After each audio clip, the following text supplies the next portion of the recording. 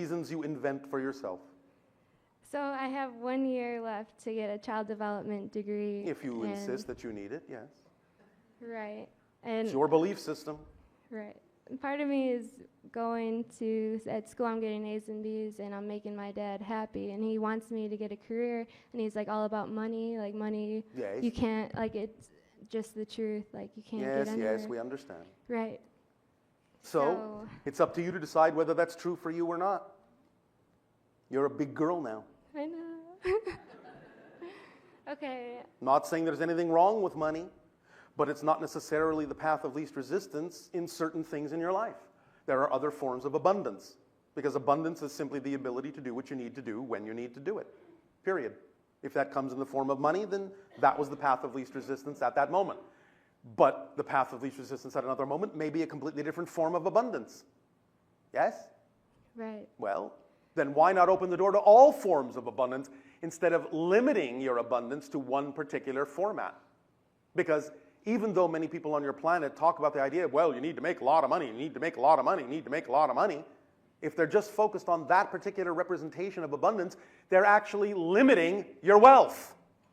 The wealth you could have if you allowed all forms of abundance to be equally valid. Yes?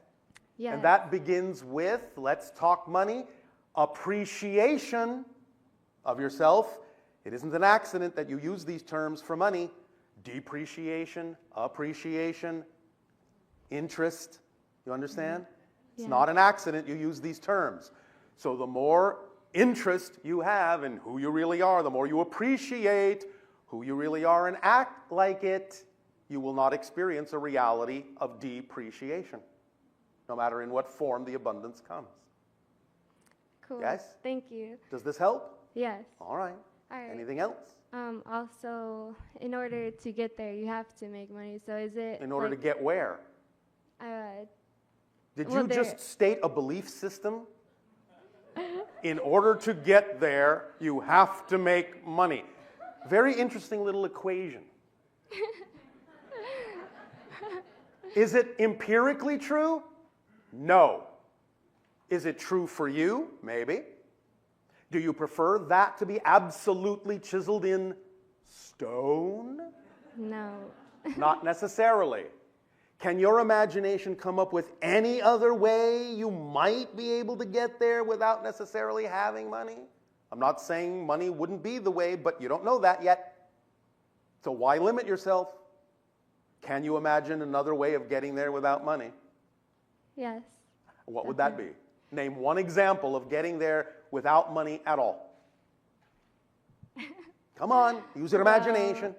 My boyfriend does music, he beatboxes, and I hula. I don't know, do that for money? You're not paying attention to what I asked you. How can you get there with no money at all? At all. I didn't say what can you do to earn enough money to get there. No money at all. How can you get there with no money at all? Zero. Right. Come on, use your imagination. Then I'm already there. I don't know. You can put it in practical terms. How can you get there with no money at all? Yes, it will help if you have the vibration that you are there. That can be the magnetic attractor to attract the circumstances that can physically get you there. But I'm asking you to exercise and stretch your imagination a bit here. If you're going to be a teacher, you better have more of an imagination than this.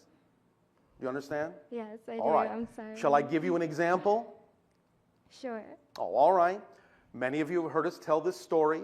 We will tell it briefly now. A friend of the channel's was a photographer.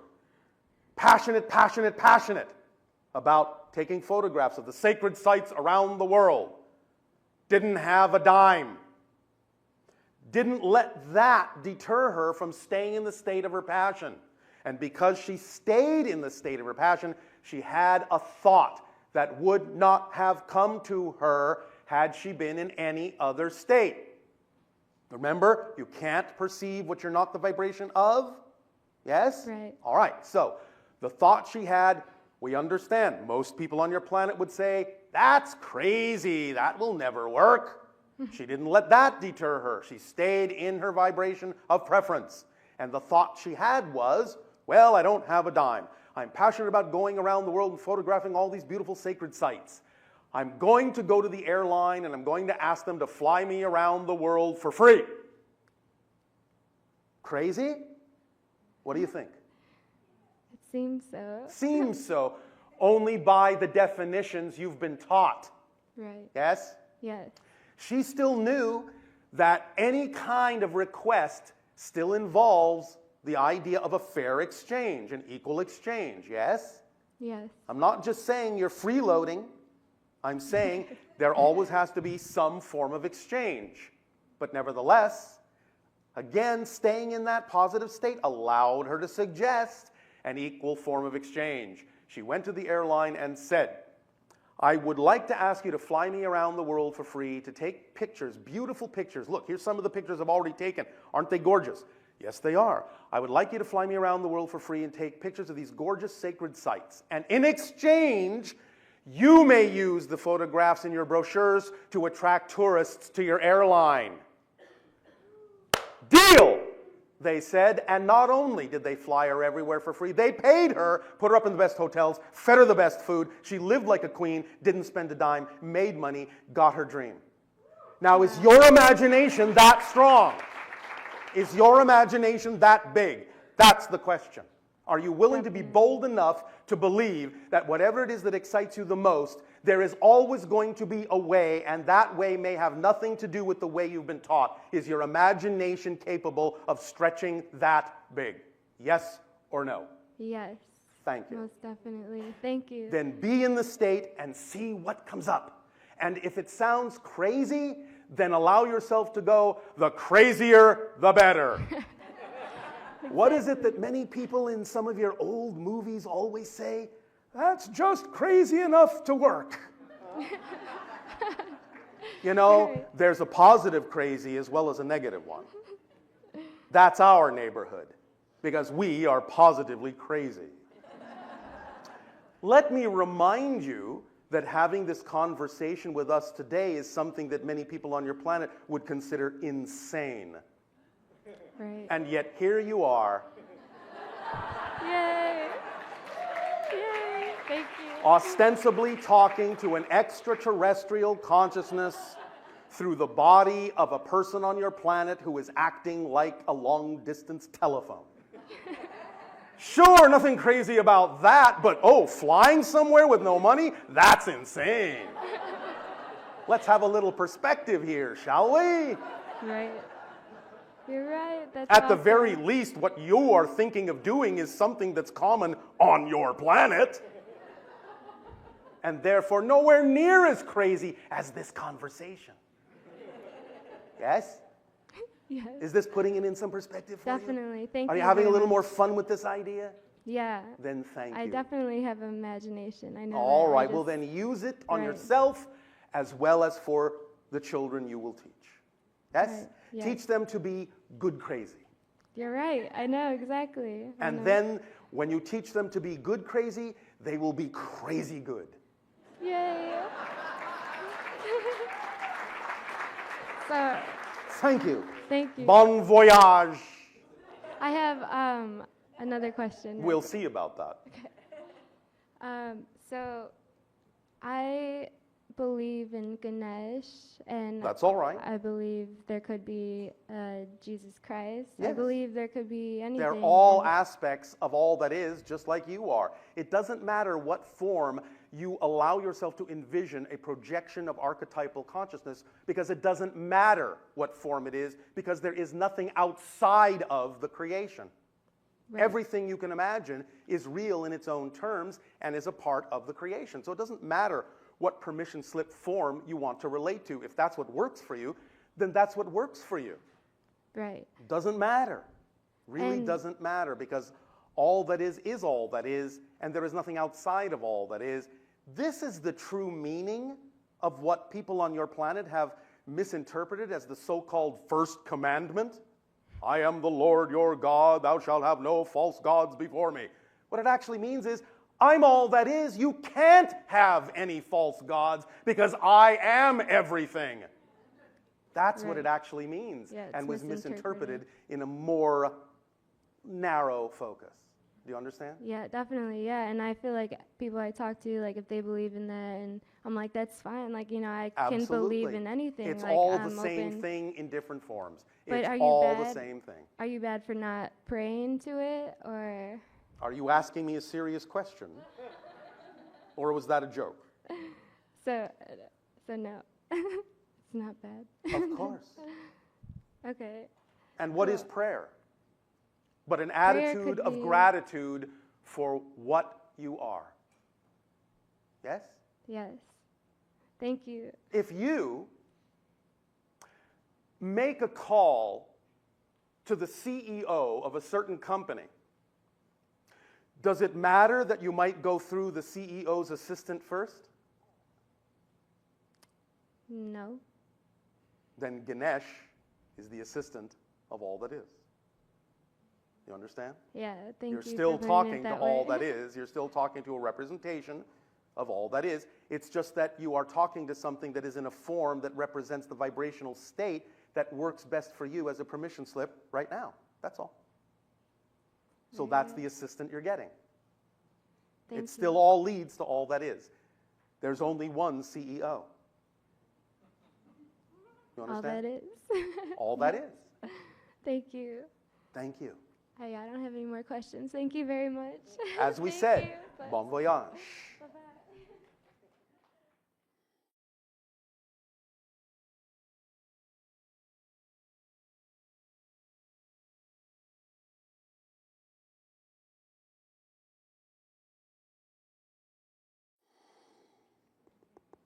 Hello, Bashar. And a you good day.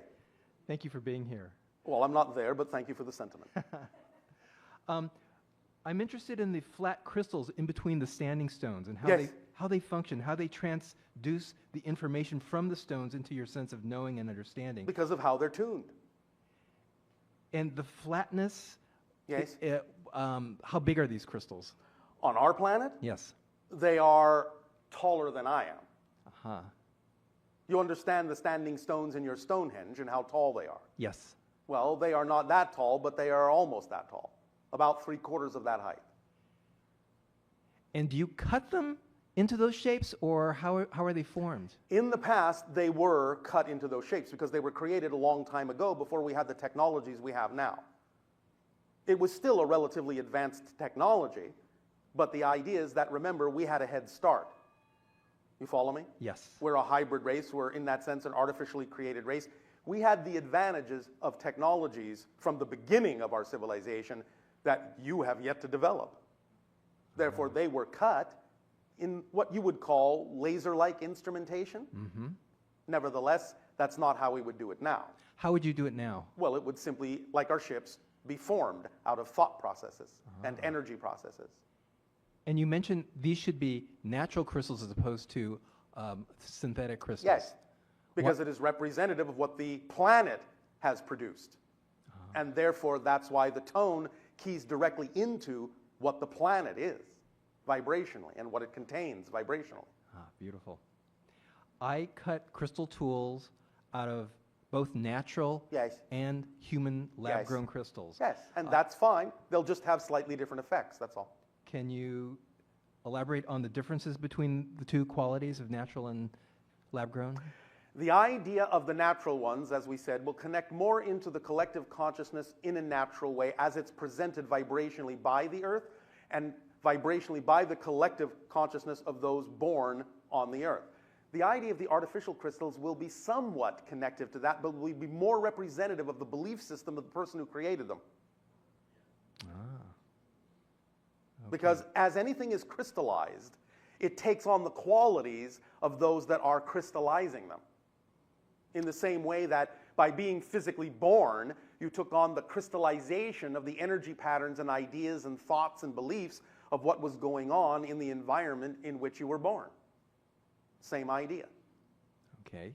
But because you specifically are doing them, they are more representative of either your or your collaborators or your collaborators' belief systems. That's not necessarily a bad thing, we're saying. It's just that it's more specific that way. Okay. It's more personalized. Okay, because we do cut the contact crystals out of Yes. laboratory-grown crystals that Yes, I understand. are infused with I understand. chromium and and iron. that's all right. Yeah. Because part of the reason for that is that each of them is keyed to the personality and the belief system that is gravitating or attracted to those crystals. And then it's that personality and belief system that is vibrationally altered as you raise your frequency.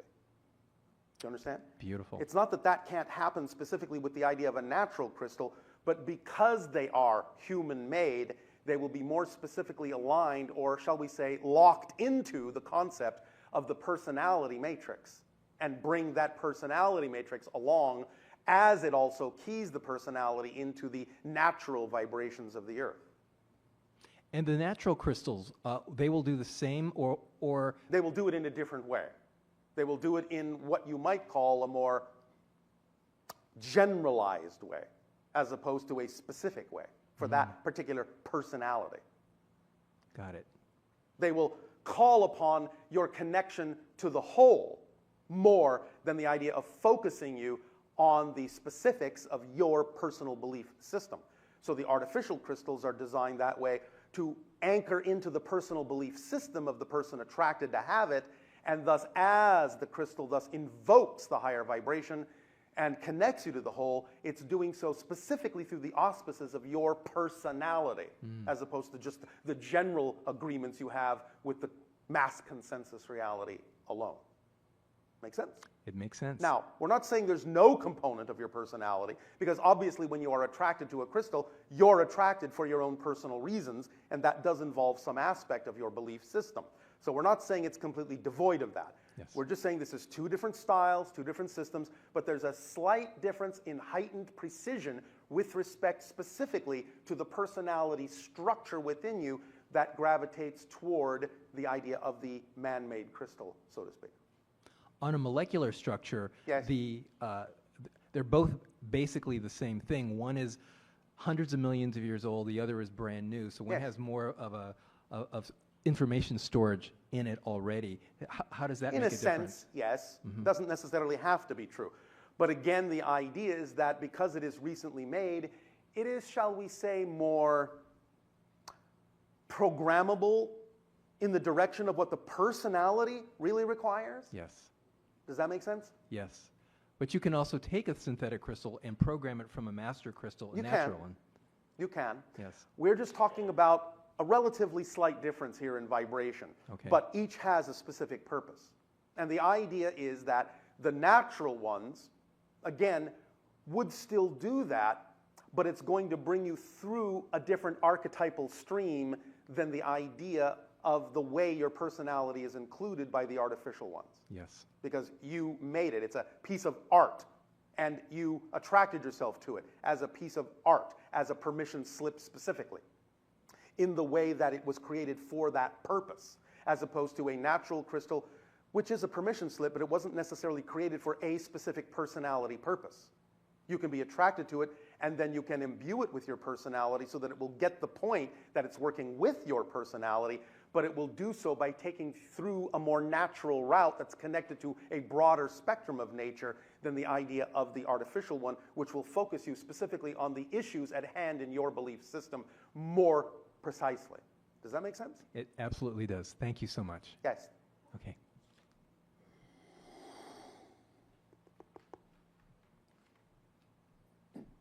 Hello, Bashar. And to you, good day. This is crazy good. Yes, we agree. So, my question is about giving and receiving. Yes. Which are two sides of the same coin. Yes. Yes. All right. And my eternal self has been letting me know through my body that there's a little disconnect between my giving and receiving, In what way? Can you be more specific? that the giving is somehow disconnected from the receiving. What do you mean? Well, I'm exploring it myself because now that I'm conscious of that, I want to make All right. that a continuous Yes. loop. But I'm asking you, in what way does this express itself? In what way does this so-called disconnect express itself? I think in how I interact with other human beings. Which means what? What are you saying on a very pragmatic level? Is it easier for you to give or easier for you to receive? It's easier for me to give. It is. It's not easy for you to receive. That's what you're saying? Just making sure that you're clear on what you're saying.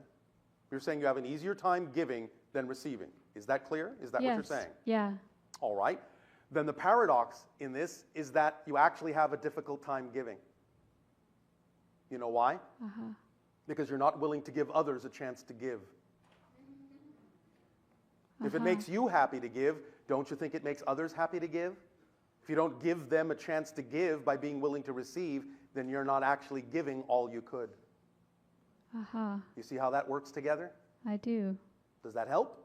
It does. All right. I'm also feeling like the stones have a lot to say about this back They and do. forth. And I want to talk Then to go them on a about it. journey with the stones and explore the idea of giving and receiving from the stones' point of view. Excellent. All right? Okay. Anything else? That's it. Thank you. Thank you. For giving and being willing to receive. Yes. All right.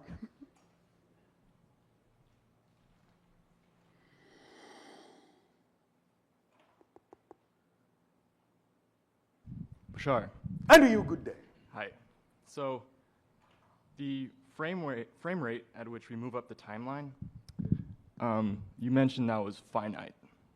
Is that Well, in a sense, within a particular reality frame, yes. But So ultimately, it's it's relative. infinite. Yes. oh, okay?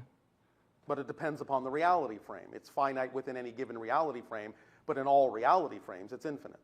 Okay. So for this physical reality, would it be the atomic oscillating frequency? It's what you call the Planck. Planck length. Yes. Thank you. Does that help? Yes. All and right. moving up the timeline, Yes. do the cryptics sleep during the day? The nocturnals Yes. do. Not all cryptics are nocturnal. Okay.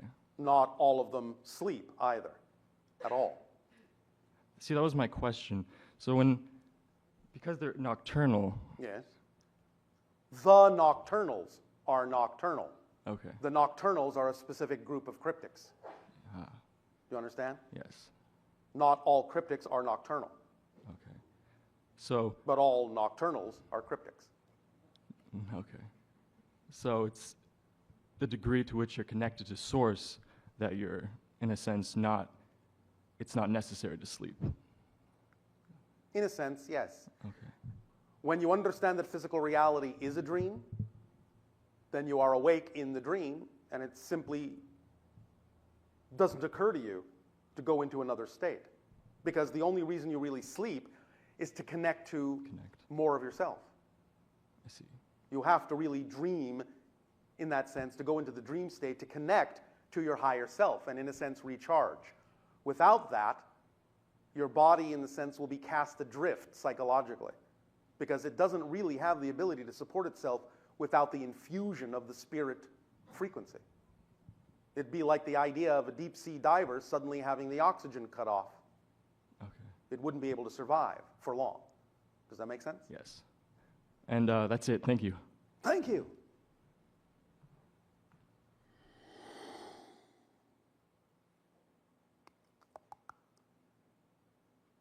Hi, Bashar. And to you, good day. Good day. I've heard you speak in the past about habits and addictions, Yes. in the sense that once you recognize the pattern, it's a choice and no longer a Once habit. you recognize you have a habit, you have a pattern, it's no longer a pattern, it's no longer a habit. From that point forward, if you keep doing the same thing you say you don't prefer to do, it's because you're choosing to. And if you are choosing to, it's because your motivational mechanism is making it appear that the thing you say you prefer is not the thing you prefer, and making you perceive that the thing you don't prefer is the thing you prefer. So you would have to find out what those definitions are that are attached to those things in the polar opposite way in which they naturally would be, and change that orientation back into the way that's most aligned, so that you can then do the things you prefer and not do the things you don't. In other words, figure out what I believe to be true about not having this addiction or habit.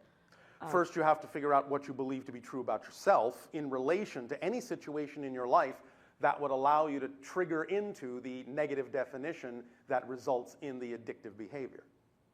You have to identify what that definition is. It usually has something to do, though not always, but usually has something to do with your own issues of self-worth. Yes? Yes. All right.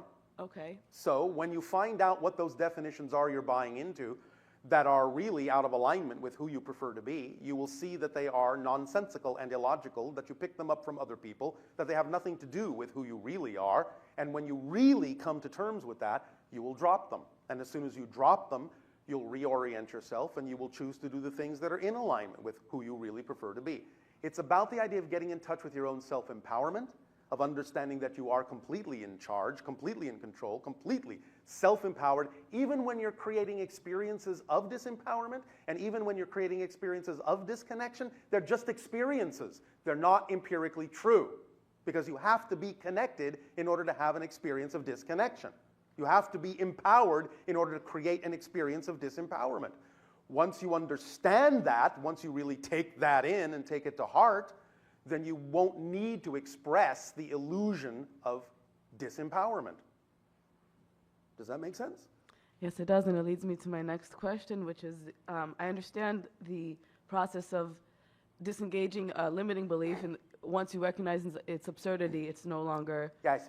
But say I want to either believe that I don't have this addiction anymore, that I never did, or Yes. like the photographer, I actually am a photographer and would like to All right. be flown around the world. So Yes. I know I can recognize that I want to believe that that gap between Yes. just locking into that frequency. But what you am see I what you're doing right now? implying that I'm not there? Yes. You're defining that there's a gap. You're defining that there's something missing in your ability to simply know that that's true. This is what we've called the 13th step. It's knowing that you are a different person. Yes, you can start with believing that you are, but you have to really get to the point where you know you are. And that has to show in your behavior, because knowingness and behavior are synonymous. What you know you can do, what you know you are, you just do. You don't think about it. You don't wonder if you believe it to be true.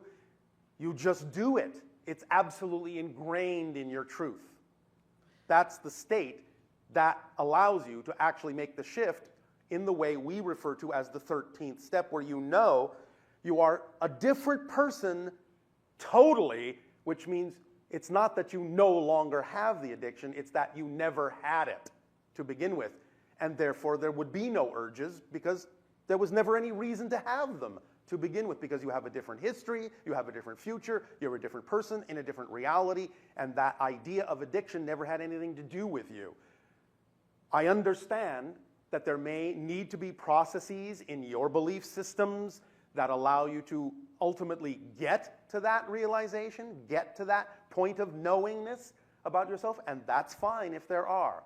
Nevertheless, all I'm saying is the only reason that these processes usually exist, at least to the degree that they do, because sometimes some process is necessary for you to appreciate what it is you've discovered about yourself, because that's the whole point of having the life, of having the experience. But nevertheless, sometimes many people on your planet, because of negative beliefs, will take these processes much farther than they need to be taken. And the idea is, as soon as you make a differentiation, as soon as you lay down the law, this is a difficult thing to do. There's so much of a difference between the idea of believing it and knowing it to be true. As soon as you lay down the law and create the need for the process, then you have to go through the process. But if you really, really understand what we're saying about the nature of existence, and you know that you don't need a process beyond a certain point, then you don't need to experience it beyond that point. Is this making sense? It is. So it's more of a decision than acting Yes. as if, even, because in the acting as if, there's a kind of... Absolutely. It is an absolute decision. And it is beyond acting as if, because it is knowing that it is. Now, if you get into that state and you find you are still choosing the things you don't prefer, all that tells you is you haven't actually found the foundational definition yet. Keep looking. Because you might find secondary definitions. You see, here's the thing about belief systems. Belief systems, and in particular, you'll notice this with negative belief systems, they are designed specifically to do anything in their power to make it seem as if the belief can't be changed. That's the nature of a negative belief. It has to obfuscate, it has to hide, it has to trick, it has to lie to you. You understand? Because if you really allowed yourself to understand the truth, you would never buy into the lie. This is actually what the phrase means in your religious context when they say that the devil is the father of lies. Negative beliefs lie to you about who you are. They have to keep you believing in them.